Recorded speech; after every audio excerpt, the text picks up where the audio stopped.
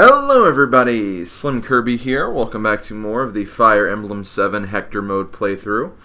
I'm actually really excited about this chapter because this is a new chapter that's exclusive to Hector mode. The Byrne royal family is a pageant of power, love, and hate. Eliwood finds himself embroiled in their troubles. He has been sent to recover the Byrne family treasure, the Fire Emblem. It has been stolen from the palace vault. Relying on information that he has uncovered in the city, Hector heads south to an area filled with lakes and marshes.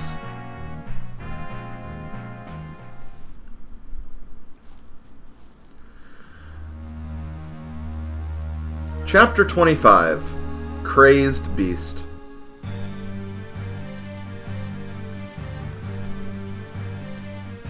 You there! Open the cell! Lady Sonia, but the prisoner. My orders are that none may see him.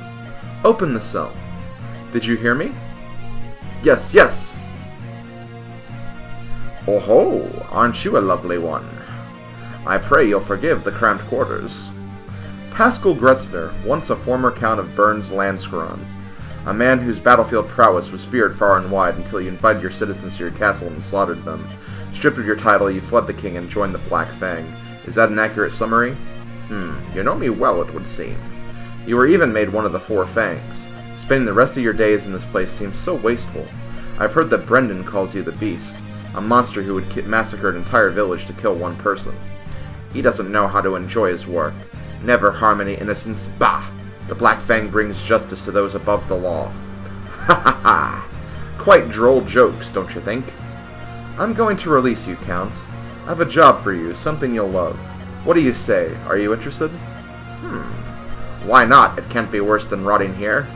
And I must say, I do love my work. Now tell me, what is the name of my targets? This is a really remote area, isn't it? Yeah. Few people call this area home.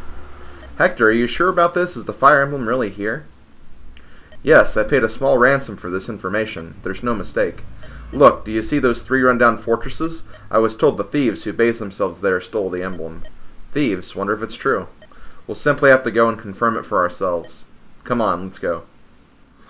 Oh, wait, you two. This looks... it's them!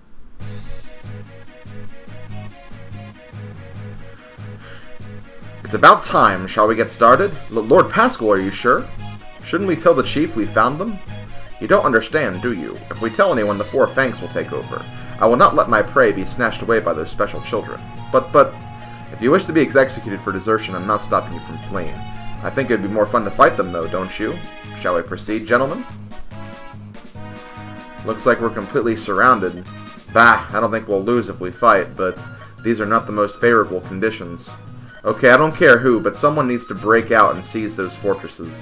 Got that? We seize all 3 of them. And that's about it.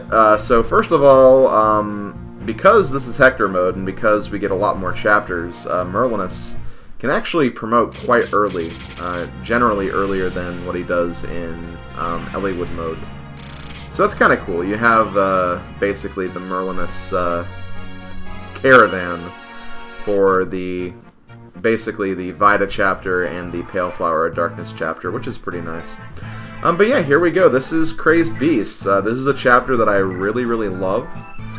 I don't think I like it as much as Cog of Destiny because this is kind of like a mini version of Cog of Destiny, where basically the strategy here is you divide your troops up into basically 3 distinct groups, and you just kind of engage the enemy on all those fronts. The biggest front will be the top left. You'll have numerous cavaliers and horse units coming at you. You have, on the south, you have a lot of pirates. And in the top right, you kind of have a combination of pirates, Pegasus Knights, and monks. Generally, it's the monks you're going to be dealing with, because the pirates are mostly just kind of there from the get-go. But there will be Pegasus Knights that will come from that area as well. Basically, you're intended to use flying units to basically cover yourself on that front. Maybe if you have Dart, you can use him to kind of patrol the waters if you so desire.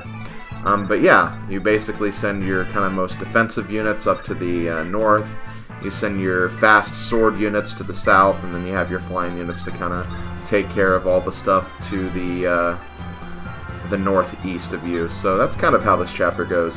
And you even have some ballistas here as well that you can use with your archers if you decided to use an archer in this playthrough.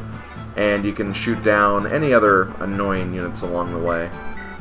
In fact, I actually got great use out of this ballista here. I was able to take out some extra flying units that were just kind of in my way. Also was able to take out pretty much all of the archers that are already up there. So yeah, I think I actually did this pretty efficiently, all things considered. But yeah, it's a very fun chapter. I really do enjoy this chapter. It's probably one of my favorites in this game. As I've mentioned before, I'm generally a fan when it comes to Fire Emblem chapters, when you deal with like huge chapters that have like a lot of units, basically battles that look like huge battlefields. Like, those are generally my favorite chapters in Fire Emblem. It's one of the reasons I really love Radiant Dawn. My only problem with Radiant Dawn is I feel like they kind of like stop a bit short in that department, where some of my most favorite battles in Radiant Dawn, they actually kind of end a bit prematurely. Like, there's a lot of chapters that end after you destroy a certain number of units, when, personally, I'd rather just destroy them all. That's kind of just my mindset when it comes to Fire Emblem. I know that not everyone, you know, agrees with that. Some people kind of appreciate the, kind of the strategy aspect of, you know, trying to get through a chapter as fast as you can with, you know, not taking as many casualties as you could. So, you know, they tend to not really focus on huge battles with outpourings of enemies, but with me, I like the huge battlefields. It's another reason why I wish I need to kind of get back into Fire Emblem 4, Genealogy of the Holy War, because there's a lot of like really, really huge battlefields.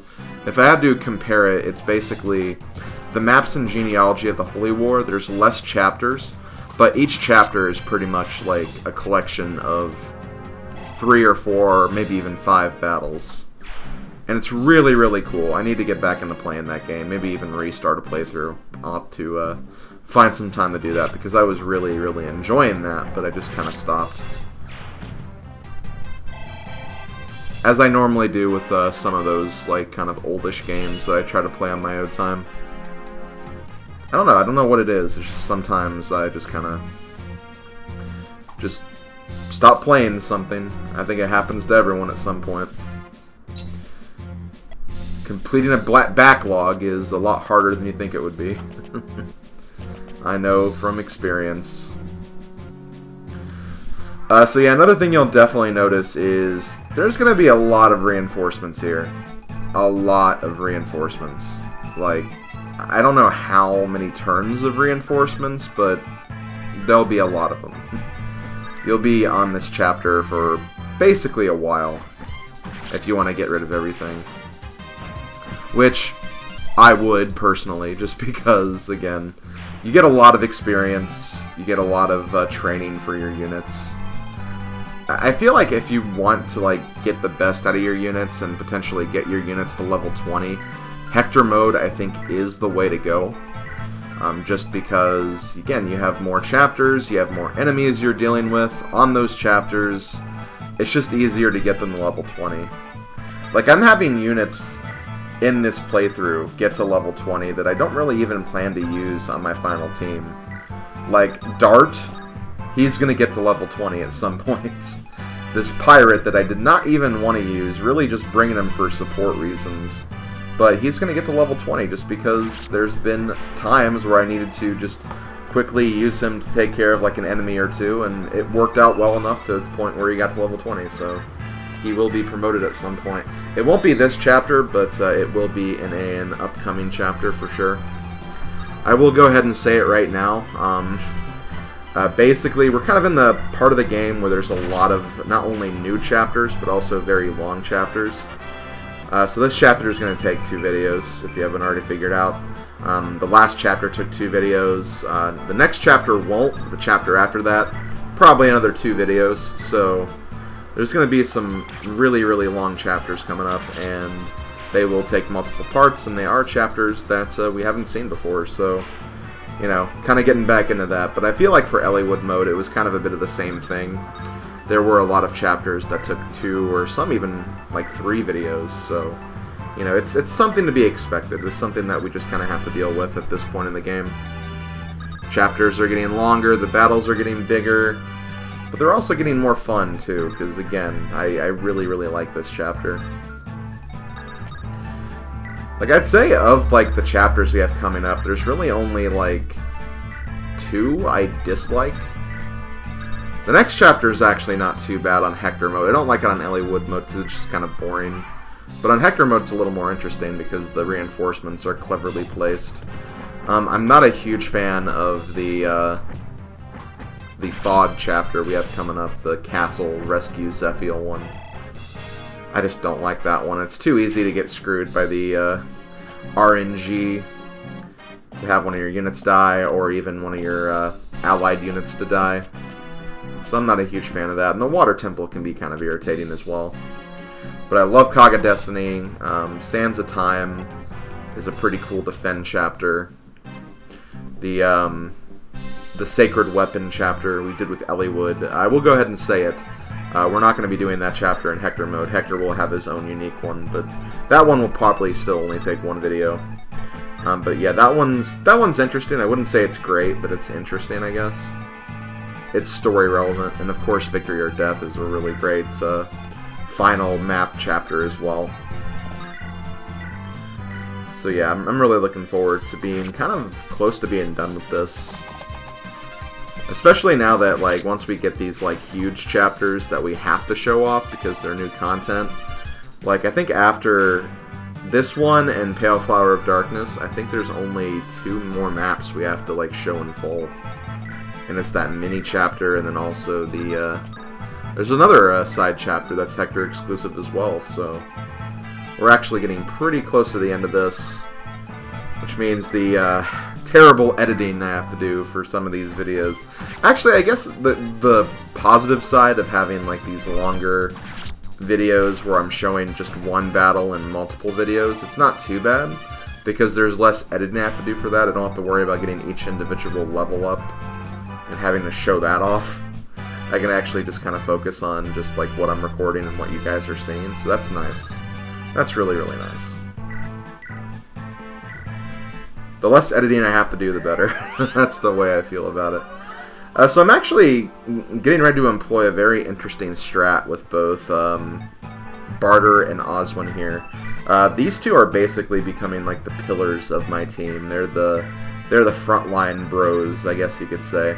It's really kind of cool. Basically what I've been doing here is I've been getting these shots in with Barter to level up his bow, and then I switched to Oswin just so I can trade his items around so that Barter's actually equipping the hand axe so he can still attack all the cavaliers that come up to him. So it's like I'm training him with experience, and I'm also training up his bow experience too. So it's a good way to kind of train that efficiently. And then the next turn, since I used a whole turn on Barter leveling up, I switch Barter to the back, and then I put Oswin in front, and then Oswin kind of takes care of the units, and I just kind of alternate between the 2.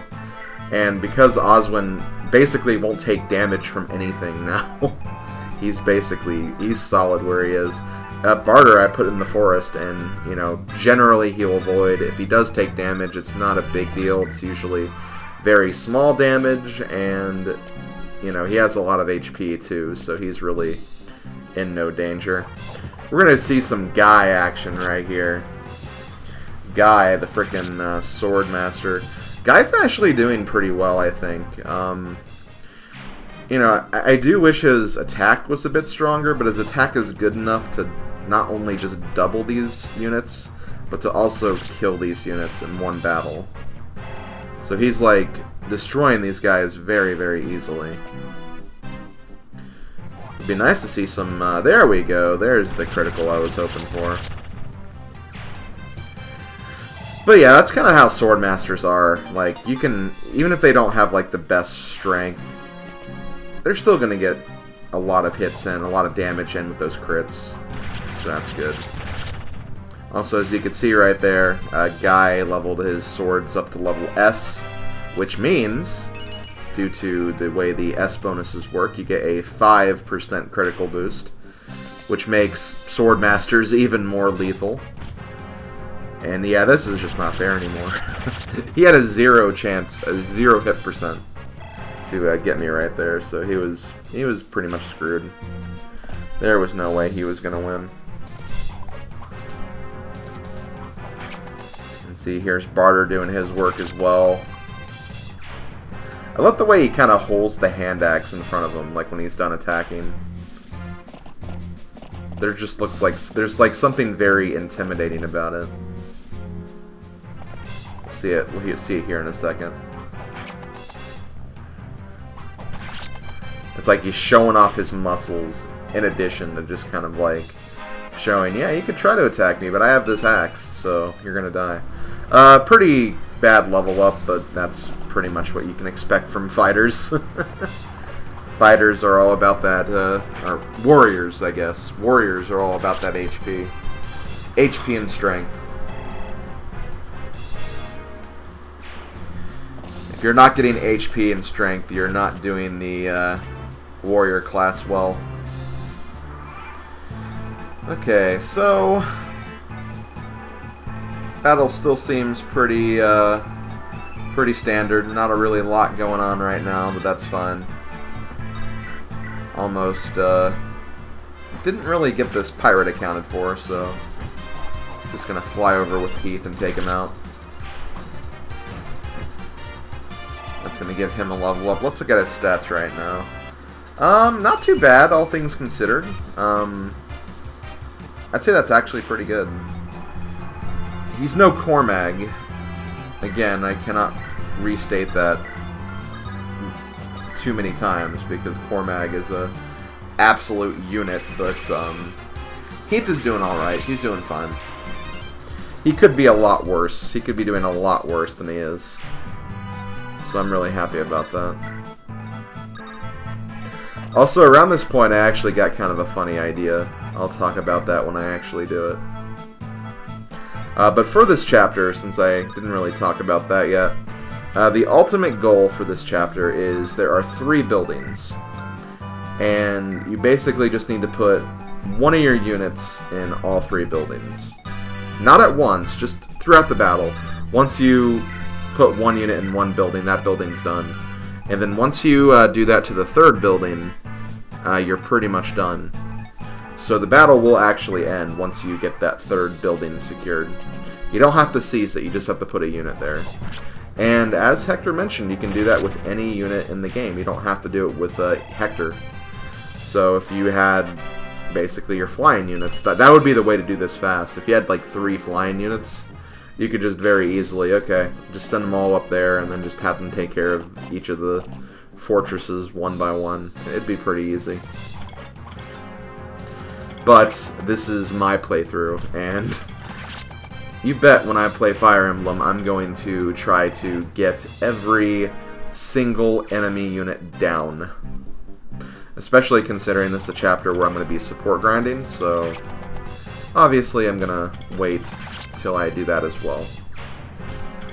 Speaking of which, yeah, I am doing support grinding in this chapter, but much like the previous chapter, I'm not actually going to show the support grinding until the next chapter. Because the next video, well, not the next video, but the video after this chapter, it's going to be basically one chapter and then any support grinding I did. Because if I just did that one chapter, it'd be a short, like, 5-minute video. And I don't want to really have you guys deal with that, so I figured, okay, well, I'll just put the supports in there. It'll still be a short video for those who don't care about supports, but hey, at least I'll have some content to show off.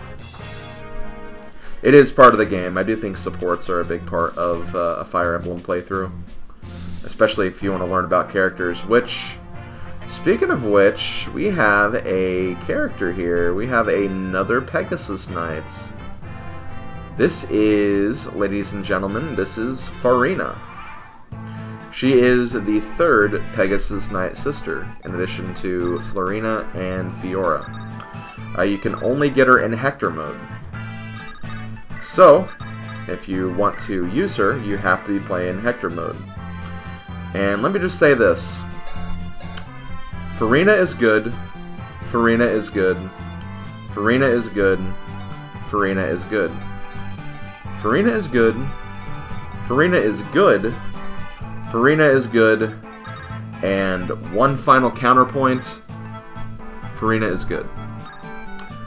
Honestly, I'd say Farina, candidate for one of the best units in the game. The one unfortunate aspect is you can only play her on Hector mode, and that's really about it. That's really the only negative to Farina. And yeah, she is a Pegasus Knight, so you know, there are those flying unit weaknesses to arrows that you normally have to deal with. But to be fair, the Delphi Shield, I was trying to think what that item was called, is actually not too far from here.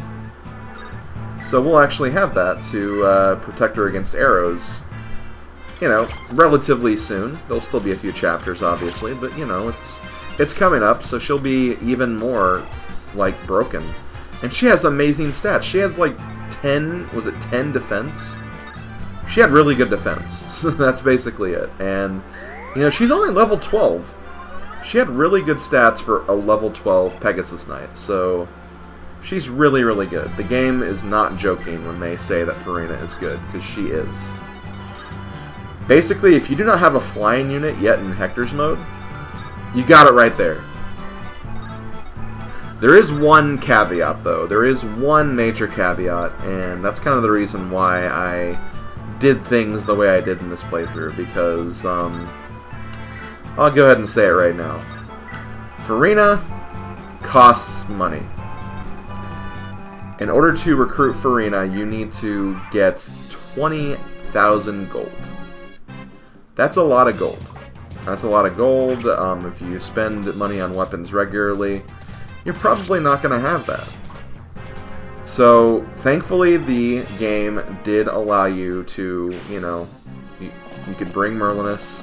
If there's anything you had to sell, there are shops in this area, so it is possible to get Farina if you did not bring enough money, but, you know, that also assumes that you do have enough money. And there are ways you can get money, too. If there's any promotion items you don't need, you can obviously sell those. And they give you a lot, so, you know, it's not impossible to get Farina. But if you're like me, you spend a lot of money on items, probably more than you actually need to, so you could be cutting it close. That's why I did the arena grinding, just so I could, you know, not have to worry about any selling some things that I might regret selling. So it worked out for me. But yeah, Farina is really good. She is really, really good. If you plan things out, you can actually get her promoted in this chapter easily. Because you have all these really weak Cavalier units, but you also have the monks. And at this point, the monks will only do about, like, 1 or 2 damage to you, so they're not even, like, that powerful. They're relatively weak, all things considered, so you can manage just fine. But yeah, she is a flying unit, and you can actually get her to your team. Say, excuse me, yes, you, the Grim-Faced one. Me? You're really pushing yourself, taking on all these enemies. It's not for pleasure. Hey, who are you anyway? You're not with those guys, are you? Me? No, I'm not. I came out here because I heard I could make some gold. What a joke. Only a fool would work for this piddling amount.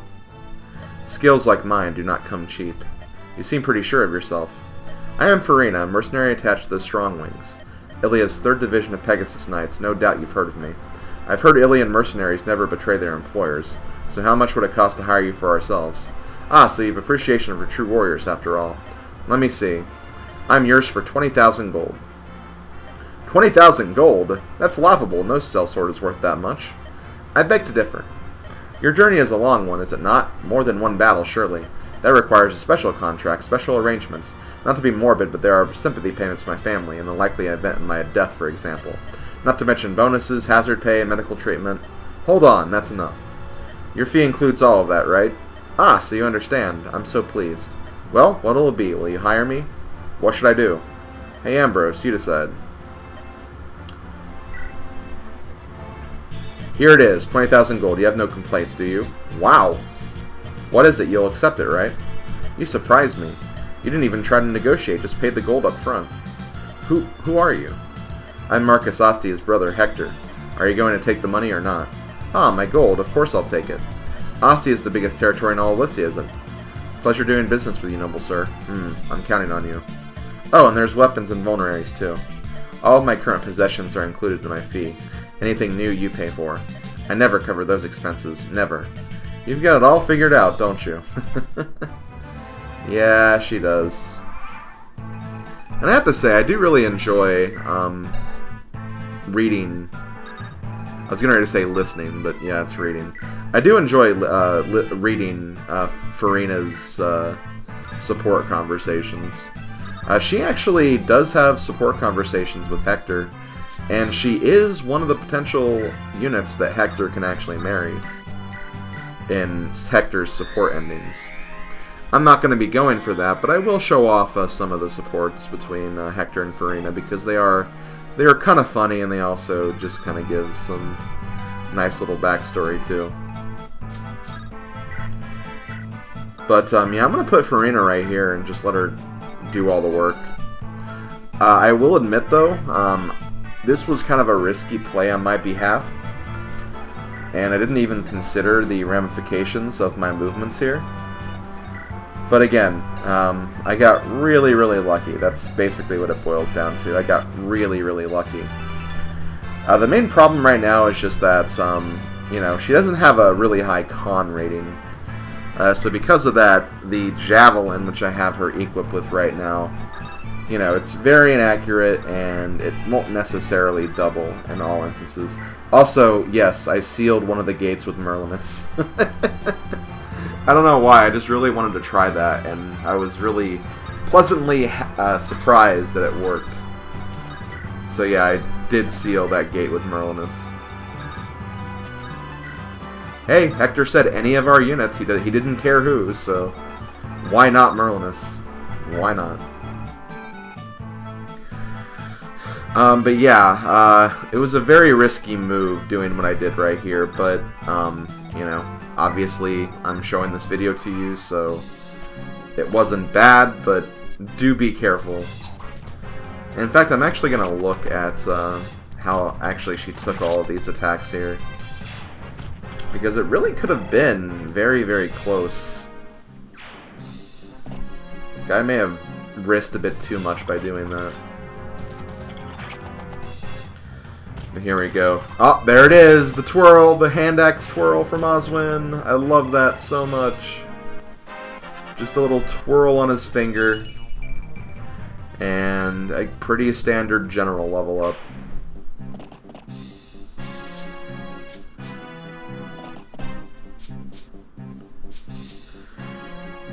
So yeah, I get attacked by this guy with the Steel Lance. And the worst part is, I couldn't even kill this guy. If I had like one more strength, that would have been fine, but it is what it is. I probably should have just equipped like an Iron Lance or something instead. That probably would have been a bit better, but oh well. Can't change the past. That way I would have been able to kill that guy, and then if the monks attack me, big deal, they're monks. They have very low attack power, and light magic is really weak as it is, so even a moderate resistance rating would have been fine. So yeah, see, Shine, even Shine right now can't even damage Furina. And see, that's annoying right there that she didn't get that hit. And then we have Divine, which also does not do any damage.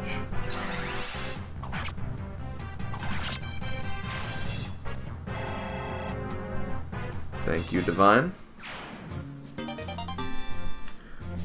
But there's also this Bishop, which does 7 damage. And again, that got pretty close. I think I will get closer the following turns, but still it was kind of close.